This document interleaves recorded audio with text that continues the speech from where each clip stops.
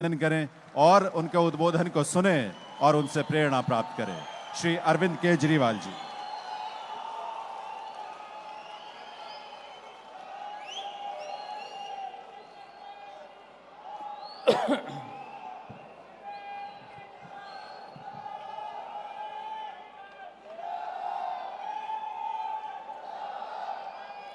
जय भीम, जय भीम, जय भीम। दिल्ली के कोने कोने से आए हुए सभी भाइयों, बहनों, माताओं, बुजुर्गों, बच्चों, आप सब लोगों को मेरा नमस्कार, सबको मेरा प्रणाम। जय भीम। आज बाबा साहब का जन्मदिन है। हम लोग यहाँ हर्षोल्लास से उनका जन्मदिन मनाने के लिए एकत्रित हुए हैं। अभी हमने इतना शानदार कार्यक्रम देखा बाबा साहब की याद में। उन सभी कलाकारों को मैं बहुत बहुत बधाई देना चाहता हूं जिन्होंने ये कार्यक्रम किया। बचपन से मैं बाबा साहब का बहुत बड़ा भक्त रहा हूं। उनके जीवन को, उनके विचारों को मैंने कई कई बार पढ़ा है और जितनी बार मैं पढ़ता हूं उतनी बार मेरे मन में ये संकल्प और दृढ़ होता है कि पिछले 200-250 साल के अंदर जितने महापुरुष इस देश ने पैदा किए उनमें शायद सबसे सर्वश्रेष्ठ बाबा साहब अम्बेडकर थे। और ये बात मैं ऐसे ही नहीं कह रहा। उनके जीवन से कुछ बातें मैं कई बार दोहरा चुका हूं, आज फिर यहां पे मैं रखना चाहता हूं कि एक गरीब, इतने गरीब परिवार में वो पैदा हुए। उनके घर में खाने को भी कुछ नहीं था। 3 टाइम की रोटी नहीं थी खाने के लिए। छुआछूत बहुत थी उन दिनों में। स्कूल में जाते थे, उनको क्लास के बाहर बिठा दिया जाता था। ऐसे बैकग्राउंड से आने वाले व्यक्ति उन दिनों में 8वीं पास करना, 10वीं पास करना बहुत बड़ी बात मानी जाती थी। कोई विरले किया करते थे 10वीं पास। ग्रेजुएशन पास करना तो बिल्कुल नामुमकिन सी बात थी। इतने गरीब दलित समाज से आने वाले व्यक्ति ने ग्रेजुएशन करी और 1913-14 में वो अमेरिका में कोलंबिया यूनिवर्सिटी में पढ़ने के लिए चले गए। कोलंबिया यूनिवर्सिटी में आज के दिन, आज हम 2022 में जी रहे हैं, 2022 में यहां इतने सारे युवा बैठे हैं, इतने सारे लोग बैठे हैं। आप लोग अपने बच्चे, आज भी एडमिशन मिलना आसान काम नहीं है। एडमिशन लेके देख लो, इम्पॉसिबल है। आज तो इंटरनेट का जमाना है। इंटरनेट पे जाओ, पता चल जाएगा कोलंबिया यूनिवर्सिटी क्या है, उसका फॉर्म कहां से मिलता है, फॉर्म डाउनलोड। आप सोच के देखो 1913-14 में उस बच्चे को पता कैसे चला कोई कोलंबिया यूनिवर्सिटी है? किसने बताया उनको? कैसे पता चला उस बच्चे को कि कोई कोलंबिया यूनिवर्सिटी वहां अप्लाई कर सकते हैं? उनको फॉर्म कहां से मिला? इंटरनेट तो था नहीं उस जमाने में। उस जमाने में इतना गरीब बच्चा, दलित समाज से आया हुआ बच्चा कहीं से फॉर्म जुगाड़ के लाता है, कहीं से सुन सुना के कोलंबिया यूनिवर्सिटी का पता करता है और कोलंबिया यूनिवर्सिटी में पढ़ने के लिए चला जाता है और वहां से पीएचडी की डिग्री लेके आ जाता है। इतना ही नहीं, उससे भी सेटिस्फाई नहीं हुए, संतुष्टि नहीं हुई उनको। वो फिर लंदन में दूसरी डॉक्टरेट करने चले गए। London school of economics, London school of economics दुनिया की सबसे बेहतरीन कॉलेज माना जाता है। आज की डेट में भी लंदन स्कूल ऑफ इकोनॉमिक्स से डिग्री करना इम्पॉसिबल है, एडमिशन लेना। वो फिर लंदन स्कूल ऑफ इकोनॉमिक्स से दूसरी डॉक्टरेट करके आए। इतना पढ़ा लिखा आदमी, इतना गरीब परिवार का आदमी, मेरे को तो अभी भी यकीन नहीं होता ऐसा आदमी इस धरती पे पैदा हुआ था। तो जब मैं कहता हूं कि मैं उनसे बहुत प्रेरित हूं, मैं कोई हवा में कहने के लिए भाई आज उनका जन्म दिवस है मेरे को कुछ बोलना है इसलिए नहीं बोलता, मैं एक्चुअली उनसे बहुत प्रभावित हूं। तो इस साल 26 जनवरी को हमारी सरकार ने निर्णय लिया, 26 जनवरी को मैंने ऐलान किया कि दिल्ली सरकार के हर दफ्तर में बाबा साहब अंबेडकर और भगत सिंह की तस्वीर लगाई जाएगी।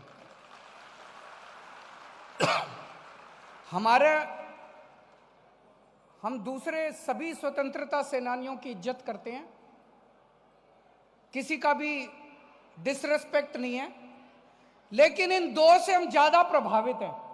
तो हमने कहा इन दोनों महापुरुषों की तस्वीर दिल्ली सरकार के सारे दफ्तरों में लगाई जाएगी।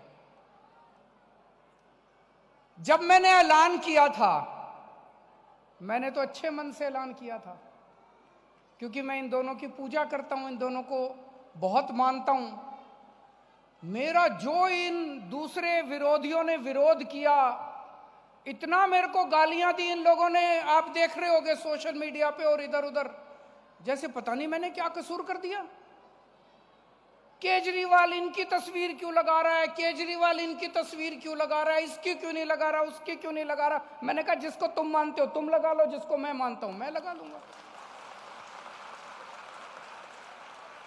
इतना विरोध, इतना विरोध, इतना विरोध। मेरे को एक बार तो लगा यार मैंने कोई कसूर तो नहीं कर दिया बाबा साहब की तस्वीर लगा के। नहीं, देखा आप लोगों ने कितना विरोध कर रहे हैं दूसरी पार्टी वाले मेरा, केजरीवाल ने बाबा साहब की तस्वीर क्यों लगाई। अब मैंने कसम खाई है, इनके विरोध से मेरे को और प्रेरणा मिली है, मेरे को और ऊर्जा मिली है। ये जितना मेरा विरोध कर रहे हैं, मैंने कसम खाई है बाबा साहब का जीवन और बाबा साहब का संदेश इस देश के घर घर में पहुंचाऊंगा मैं।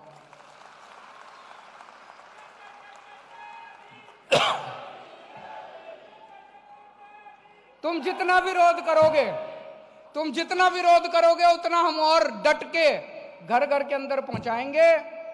अभी बाबा साहब का हमने नाटक किया था, देखा आप लोगों ने नाटक? किस किस ने देखा जरा हाथ खड़े करो।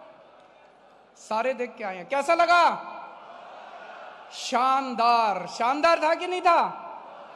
कहते हैं दुनिया में, अपने देश में नहीं दुनिया में, पूरी दुनिया में इतना भव्य नाटक बाबा साहब अंबेडकर का पिछले 75 साल में पहली बार हुआ है। मैं फक्र के साथ सीना चौड़ा करके कहता हूं कि तुम विरोध करो, हम बाबा साहब के और नाटक दिखाएंगे। पूरे दिल्ली के अंदर सारे सरकारी स्कूलों में हमने बाबा साहब की पढ़ाई कंपलसरी कर दी। बच्चों को पढ़ा रहे हैं बाबा साहब के जीवन के बारे में, खूब पढ़ा रहे हैं। बाबा साहब खुद तो खूब पढ़े, और इतना पढ़ने के बाद उन्होंने अपने जीवन में यह अनुभव किया कि जब तक कोई भी बच्चे को अच्छी पढ़ाई नहीं मिलेगी तब तक उसकी जिंदगी नहीं बन सकती, तब तक उसका उत्थान नहीं हो सकता, उस बच्चे का भी, परिवार का भी और देश का भी। देश भी तभी आगे बढ़ेगा जब गरीबों के और अमीरों के बच्चों को एक जैसी और अच्छी शिक्षा मिलेगी। परिवारों का भी तभी भला होगा जब उस परिवार के बच्चे अच्छी शिक्षा पाएंगे। तो बाबा साहब का सपना था, बाबा साहब का सपना था कि हर बच्चे को इस देश में, चाहे वो गरीब का बच्चा हो, अमीर का बच्चा हो, सबको अच्छी शिक्षा मिलनी चाहिए। और हमारे नेताओं ने क्या करा? हमारे नेताओं ने आजादी के बाद दो किस्म की शिक्षा प्रणाली चालू कर दी इस देश में। एक शिक्षा प्रणाली गरीबों के लिए और एक पैसे वालों के लिए। जिसके पास पैसे वो अपने बच्चों को प्राइवेट स्कूल में भेजो, जो गरीब अपने बच्चों को सरकारी स्कूल में भेजो। और सरकारी स्कूल जानबूझ के 75 साल में बेड़ा गर्क कर दिया इन्होंने सरकारी स्कूलों का। ये चाहते थे हमारे देश के नेता और पार्टियां, ये षड्यंत्र रचा गया है हमारे देश के अंदर गरीबों के खिलाफ, दलितों के खिलाफ, कि इनके गरीबों के बच्चे गरीब रहने चाहिए। इनके साथ बैठो, कहते हैं कि ये गरीबों के हाथ में पैसा आ गया, इनका सिर चढ़ जाएगा। ऐसी बातें करते नहीं करते ये अमीर पैसे वाले। इनके साथ बैठो कमरे में, कहते हैं इनके बच्चों को, इनको अच्छी शिक्षा मिल गई, सर चढ़ जाएगा, लेबर की दाम बढ़ जाएंगे। अरे तुम्हारे दाम इतने बढ़ गए, तुम लेबर को पैसे देते टाइम तुम्हारी नानी याद आती है। तो जानबूझ के गरीबों को गरीब रखा गया, गरीबों को शिक्षा नहीं दी गई। गरीबों को शिक्षा मिल जाएगी, गरीबों के बच्चे डॉक्टर बनेंगे, गरीबों के बच्चे इंजीनियर बनेंगे, इन्होंने जानबूझ के कहा। जब हमारी सरकार बनी दिल्ली में, मेरे ऊपर बड़ा प्रेशर आया। हमारे दोस्तों ने, हमारे जान पहचान वालों ने कहा ऐसा करो जी, हम चाहते थे कि गरीबों को और अमीरों को एक जैसी शिक्षा मिले। मेरे को कई लोगों ने कहा जी एक कानून ले आओ, उस कानून में ये कर दो कि आईएएस अफसरों के बच्चे, मंत्रियों के बच्चे, एमएलए के बच्चे सारे सरकारी स्कूल में पढ़ेंगे। बोले अगर ऐसा हो गया तो सारे सरकारी स्कूल ठीक हो जाएंगे। मैंने कहा सरकारी स्कूल ऐसे ठीक नहीं होंगे। मैंने उनकी बात नहीं मानी। मैंने कहा मैं ऐसे करूंगा कि सारे सरकारी स्कूल इतने शानदार कर दूंगा कि मंत्री और आईएएस अफसर अपने आप अपनी मर्जी से अपने बच्चों को सरकारी स्कूल में पढ़ाएंगे। हम ये संकल्प लेके चले कि ऐसे स्कूल बनाएंगे, सरकारी स्कूल ऐसे कर देंगे, आईएएस अफसर, मंत्री, एमएलए अपनी मर्जी से अपने बच्चों को सरकारी स्कूल में पढ़ाना शुरू। दोस्तों उस टाइम संकल्प था, मन में भावना थी, लेकिन हमें यह नहीं पता था इतनी जल्दी हो जाएगा। 5 साल के अंदर हमने दिल्ली के सरकारी स्कूल इतने शानदार कर दिए। भाई साहब आज दिल्ली के सरकारी स्कूलों के अंदर एक ही डेस्क पे जज का बच्चा, आईएएस अफसर का बच्चा और रिक्शे वाले का बच्चा एक ही डेस्क पे बैठ के पढ़ता है। इस साल ये भारत के इतिहास में पहली बार हो रहा है। इस साल 4.25 लाख बच्चों ने अपने नाम प्राइवेट स्कूल से कटवा के सरकारी स्कूल में भर्ती कराया। जब हमारी सरकार बनी थी 2015 में, मेरे घर के बाहर लाइन लगा करती थी। कोई कहता था जी सिफारिश कर दो, मेरे बच्चे का डीपीएस में करा दो, सिफारिश कर दो, मेरे बच्चे का फलाने स्कूल में करा दो, उस स्कूल में करा दो। आज मेरे घर के बाहर लाइन लगती है जी मेरे बच्चे का सरकारी स्कूल में करा दो, इस सरकारी स्कूल में करा दो, उस सरकारी स्कूल में करा दो। जमाना बदल गया।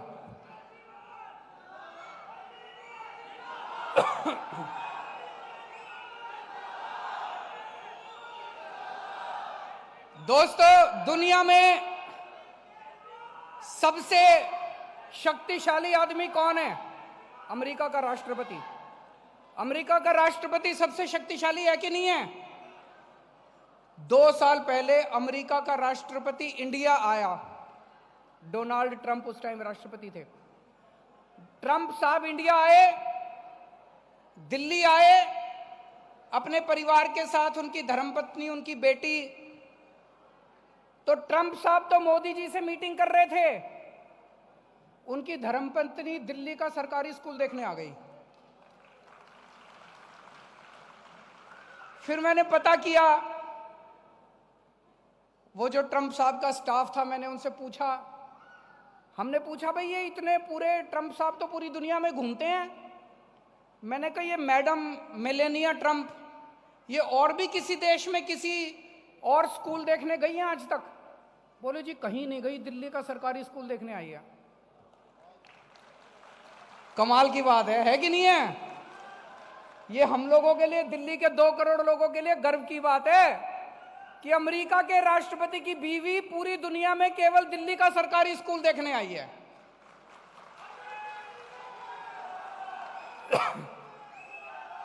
अभी थोड़े दिन पहले आपने पढ़ा होगा, तमिलनाडु के मुख्यमंत्री स्टैलिन साहब, वो दिल्ली के सरकारी स्कूल देखने के लिए आए। सोमवार को 18 तारीख को पंजाब के नए मुख्यमंत्री भगवंत मान जी, वो अपना सारे अफसरों को लेके दिखाने ला रहे हैं दिल्ली के सरकारी स्कूल की, देखो ऐसे स्कूल हैं, हमें भी ऐसे ही बनाने हैं। तो बाबा साहब का सपना था कि हर बच्चे को अच्छी शिक्षा मिलनी चाहिए।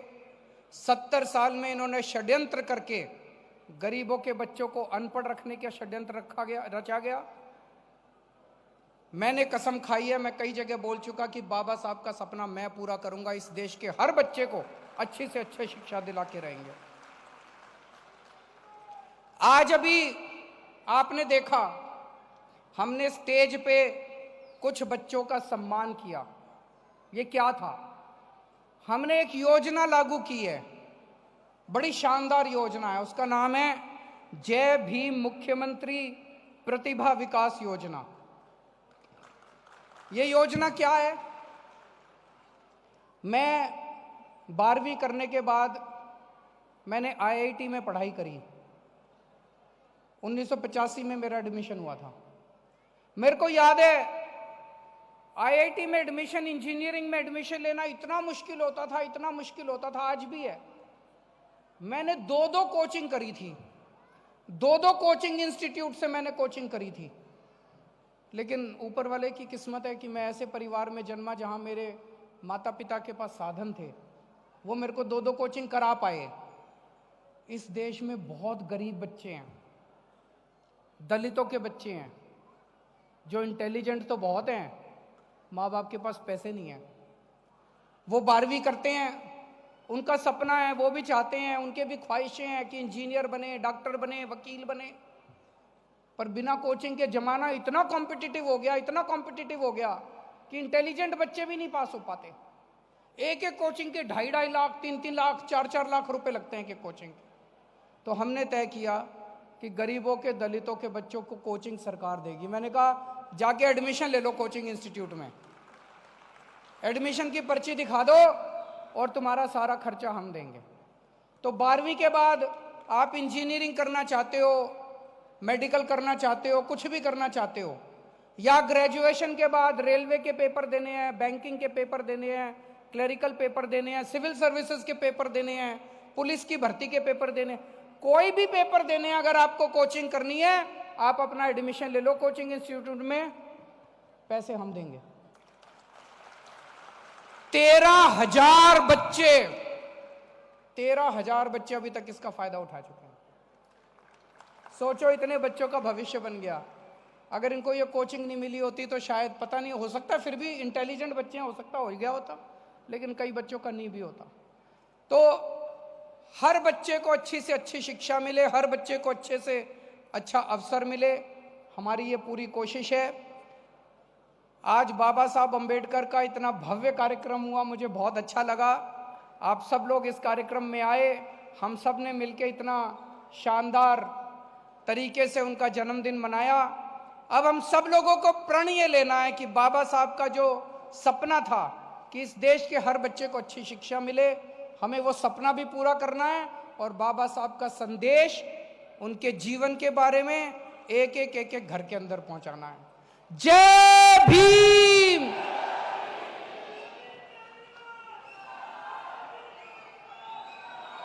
बहुत बहुत आभार। अभी आप बैठे रहें, अभी सिर्फ 5 मिनट